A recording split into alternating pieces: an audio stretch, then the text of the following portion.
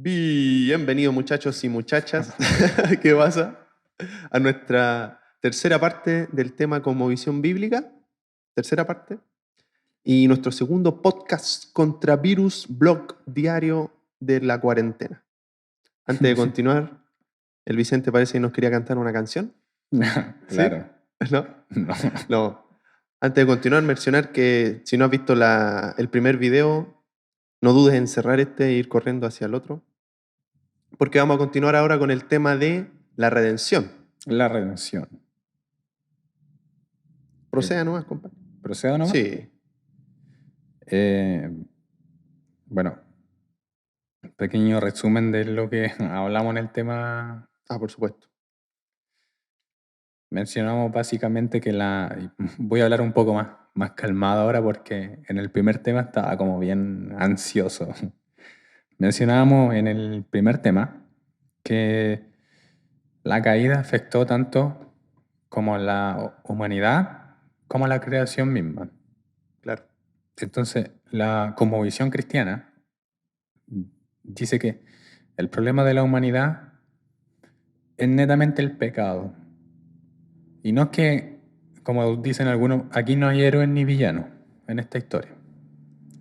Aquí no es que algunos, no, los ricos y los pobres, el Estado y el pueblo. Puede influenciar eso, sí. Sin embargo, la visión bíblica va más allá y dice que el problema del ser humano, el problema fundamental del hombre, es el pecado. Y como vimos, pecado no solamente significa hacer cosas malas, adulterar, fornicar, mentir, robar, que eso es pecado, pero va más allá de eso. Y tenemos que entender como cristianos que pecado también es hacer cosas buenas, porque hay ídolo en nuestro corazón, hay desviación en nuestro corazón. Podemos ir al gimnasio, podemos amar el deporte, nuestra carrera, nuestra familia, hijos, nuestra esperanza está puesta en ello, Pero si no tenemos cuidado, todo eso se puede transformar en en idolatría. idolatría. En idolatría, que coloca en primer lugar esas cosas o personas antes que a Dios. Entonces, ¿cuál es la solución para ese problema? Es la redención. Es la redención.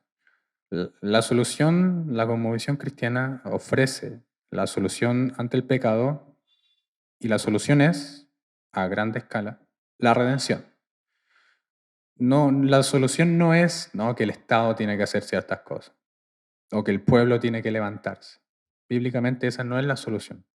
O que tienes que ir al psicólogo para que se te vaya el pecado y que el psicólogo te recete no juntarte con gente tóxica y que no vaya a un trabajo tóxico. Esa no es la solución. La solución, según la cosmovisión bíblica, es la redención. Y la redención es la cura contra el virus del pecado. Ahora, ¿qué significa la palabra redención? Te preguntarás. Pregúntate. Oye, ¿qué significará la palabra redención? Buena pregunta, Luca. La palabra redención básicamente significa comprar para ser libre o un rescate de alguien que es esclavo.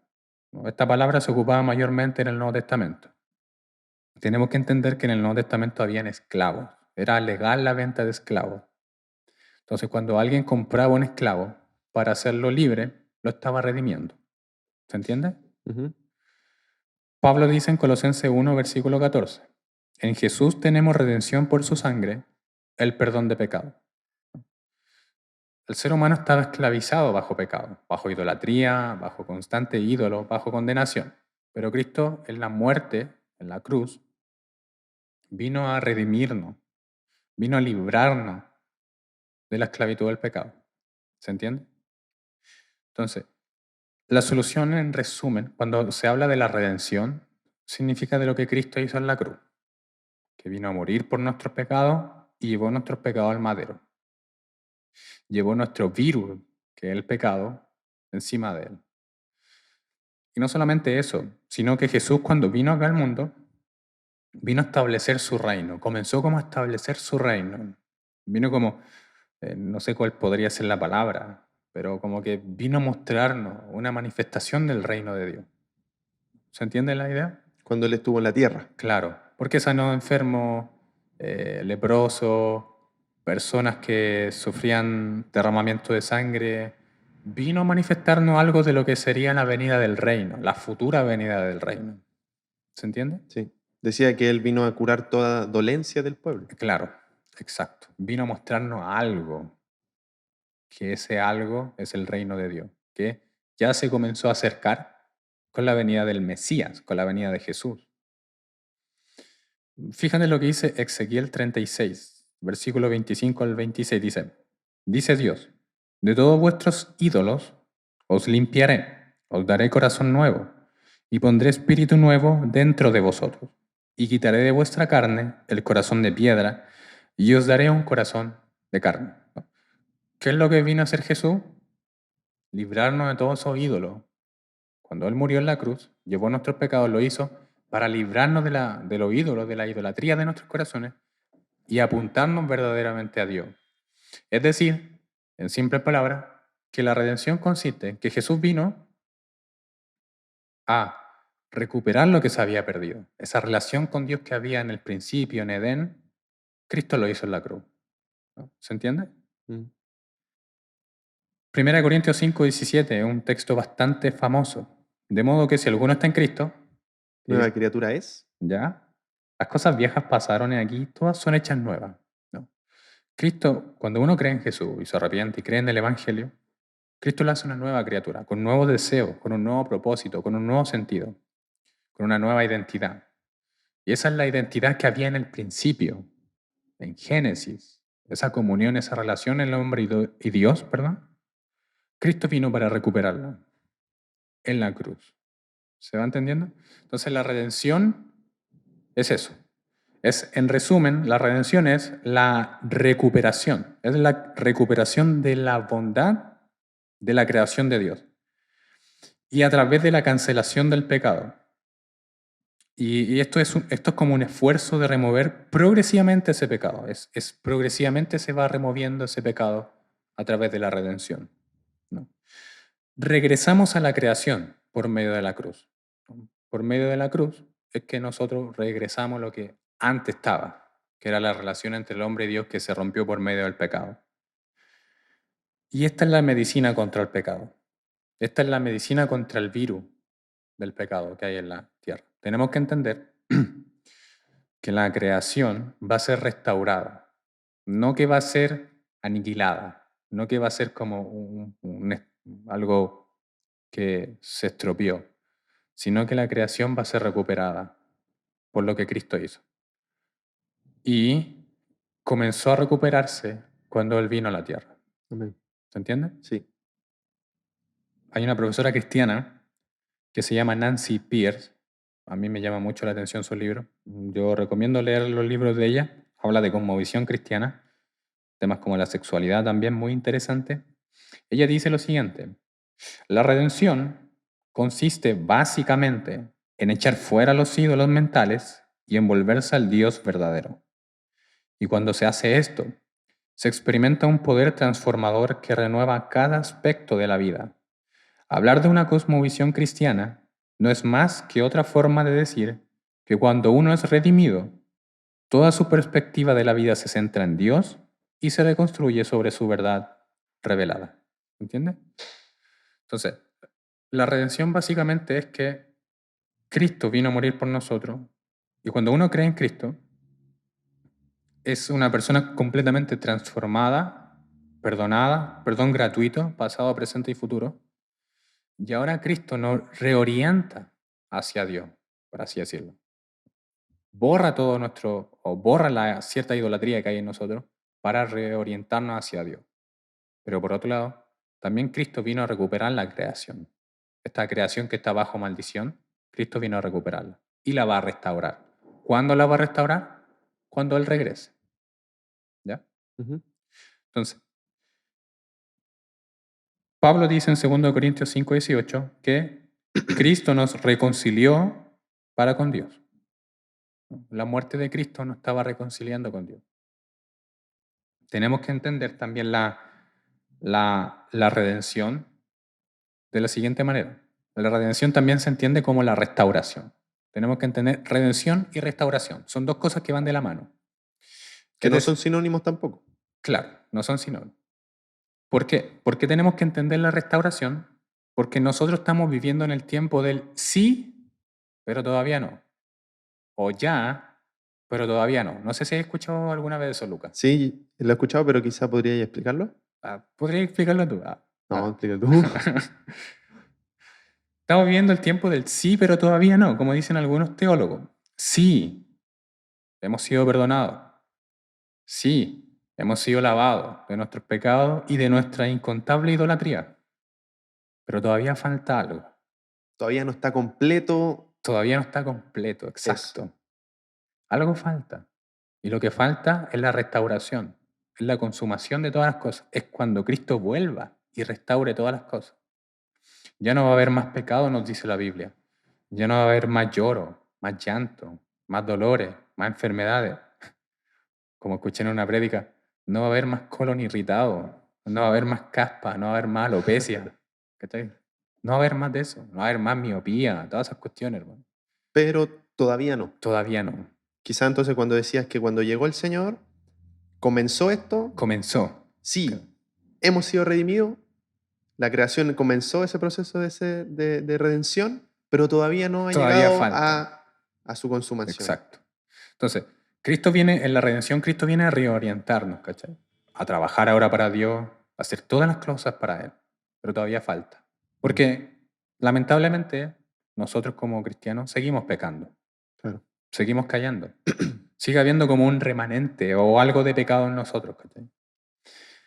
Todavía falta, todavía falta. Ya no va a haber más COVID-19, por ejemplo. No va a haber más virus en la futura restauración. Entonces, podemos entenderlo de la siguiente manera. La victoria del cristiano está asegurada, pero todavía tiene que pelear la batalla. Todavía la guerra sigue. Todavía tiene que seguir peleando la batalla. Es como que sí, estamos asegurados, tenemos la victoria, podemos ver la victoria hacia allá, hacia el final, pero por mientras tenemos que seguir peleando la batalla. Cristo ya nos dio la victoria, pero tenemos que seguir peleando la batalla hasta que Él vuelva en la consumación, en la restauración de todas las cosas, cuando la tierra sea restaurada.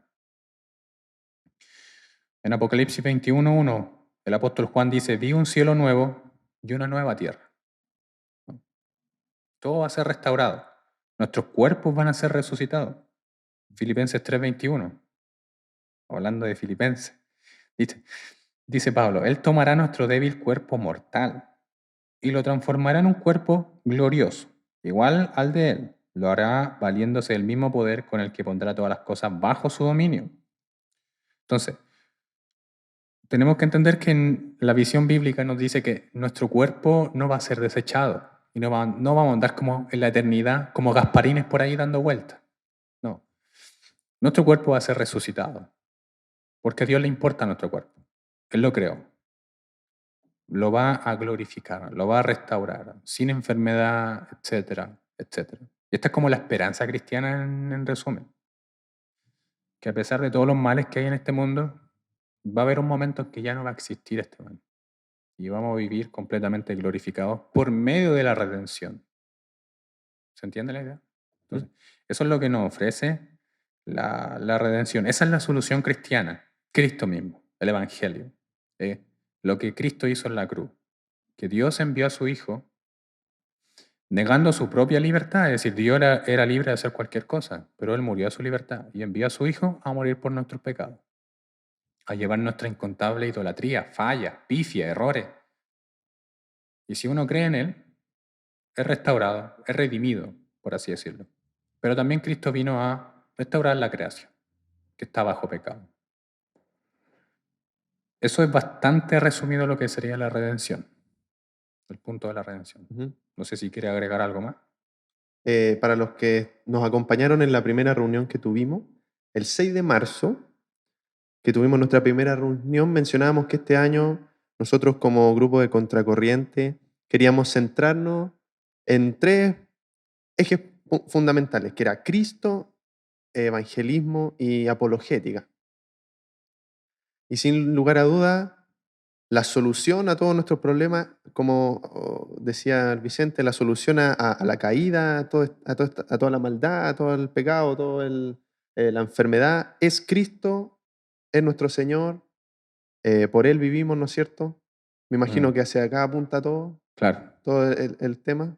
Mm, Pero entonces, quizá después de haber visto estos pilares, o cómo decirlo, estas bases de la cosmovisión bíblica, que son la creación, la caída y la redención, claro.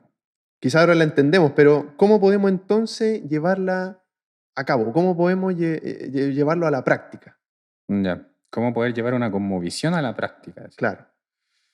Bien, esto es algo que a mí verdaderamente, uno de los motivos por el cual quise hablar de cosmovisión bíblica es por eso, porque creo que como evangélico, y lo mencionaba en el primer tema, como evangélico hemos perdido la voz en el área pública. Entonces, ¿cómo poder llevar esto a área pública? Porque, de nuevo, es decir, mm, muchos piensan que nosotros como evangélicos estamos imponiendo valores, ¿no? Imponemos nuestros valores, pero no es así. Realmente nosotros creemos qué es lo mejor para la sociedad, qué es lo que a la sociedad le va a causar un bienestar. Y eso es lo que ofrece la cosmovisión bíblica. ¿Sí? Entonces, ¿cómo llevar esta cosmovisión a la práctica? Y quiero que, bueno, Jesús, en Mateo 28, 19, bastante conocido ese pasaje, dice, por tanto, id y haced discípulos, bautizándolo en el nombre del Padre, del Hijo y del Espíritu Santo. Ujú. ¿No? Entonces, la gran comisión va para todos los cristianos, va para todos los cabros, los jóvenes del grupo de jóvenes contracorrientes, va para todos. ¿Y cómo llevar una cosmovisión bíblica a cabo? Y tenía pensado algunos puntos que podemos trabajar como iglesia o como individuo. ¿Por qué no? Poder llevar una cosmovisión bíblica en el tema del bullying en los colegios, por ejemplo. ¿Por qué no? Manifestar una cosmovisión bíblica. Poder responder a dudas de compañeros en universidad o colegio. Mm. O presentar mejoras bajo una cosmovisión bíblica en el trabajo. Que más adelante muchos van a trabajar, si Dios lo permite, si la situación se mejora. Van a tener que estudiar, van a trabajar, presentar mejoras bajo una cosmovisión bíblica en el trabajo. Entonces, por ejemplo, detener el bullying, ¿no? Algo que a mí realmente me llama la atención. Muchos están estudiando en el colegio. ¿Y cómo se puede detener el bullying? Ya. Una cosmovisión bíblica nos dice básicamente que Dios creó al ser humano para relacionarse el uno con el otro.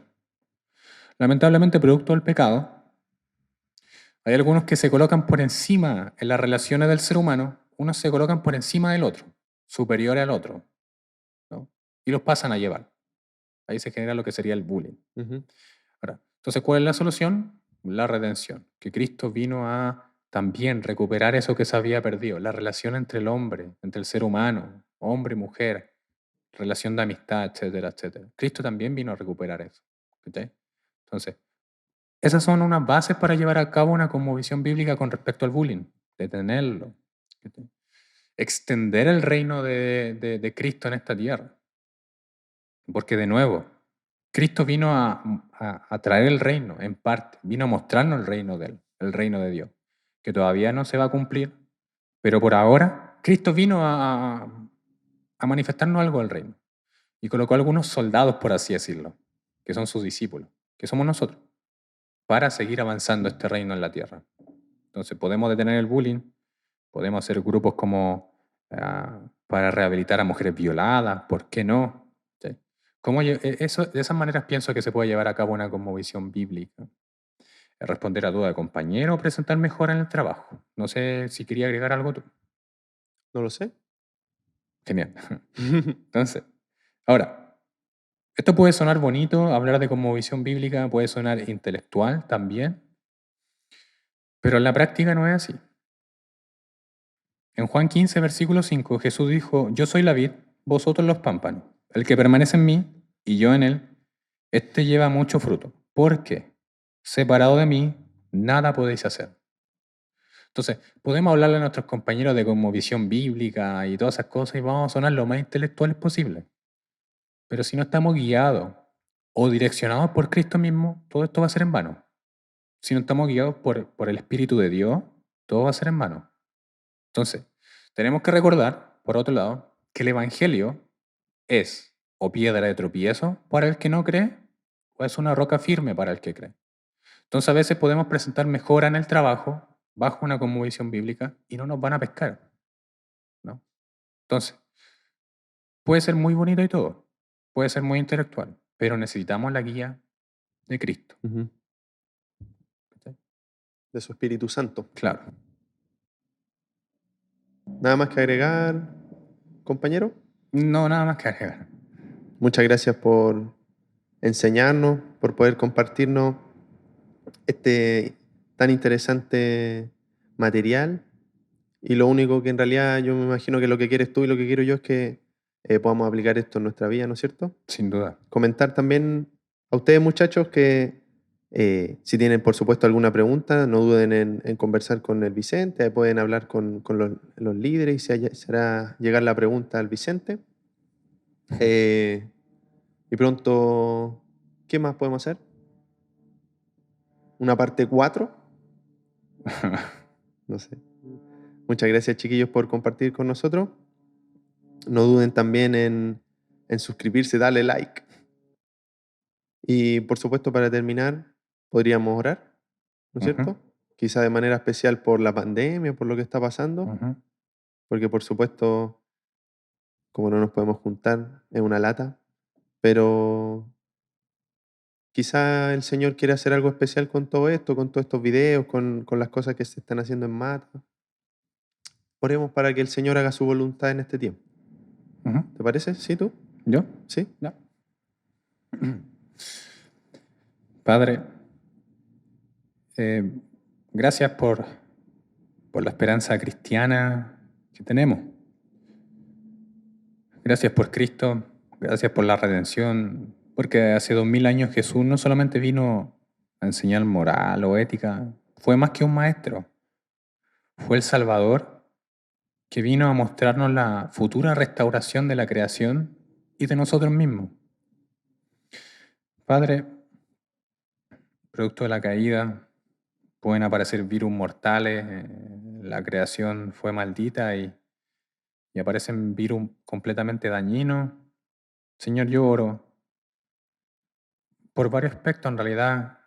Quiero pedirte por los médicos en primer lugar, por esa tarea ardiente que deben estar haciendo día y noche, viendo cómo mueren personas a lo mejor, pero por otro lado también viendo cómo son sanadas algunas personas. Sin duda debe ser algo triste y ya no dan abasto. A lo mejor muchos médicos se han contagiado también producto de esta pandemia. Te pido por ellos, por su trabajo, por su labor. Padre, hay algunos que a lo mejor piensan que esto es una conspiración Illuminati, el nuevo orden mundial, dicen algunos. No lo sabemos, Señor, no lo sabemos, pero sí sabemos que está muriendo mucha gente producto de este virus. Y eso es preocupante. Te pido consolación por aquellos familiares que valga la redundancia, han perdido sus familiares, que debe ser una pena. Pienso en Italia y cómo se ha disparado en esta pandemia. Padre, te pido por favor que detengas este virus. Si es conforme a tu voluntad, deténlo, Señor. Deténlo, por favor.